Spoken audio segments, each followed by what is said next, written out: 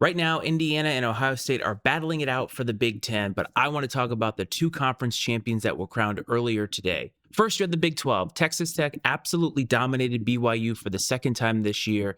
The score didn't really indicate just how lopsided this game was. Really, it didn't indicate just how much more talented Texas Tech was over BYU.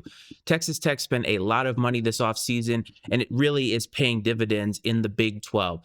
They are going to be a top three seed. They are going to get a bye in the playoff. And quite honestly, it was one of the more impressive performances I've seen in a conference championship game in quite a long time.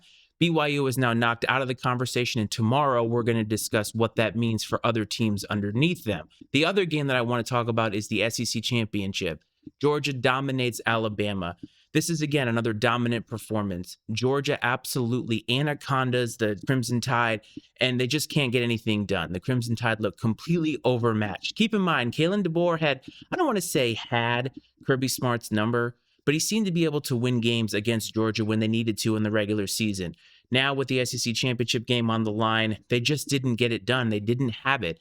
Georgia right now might be the hottest team in the country. That's not Ohio State.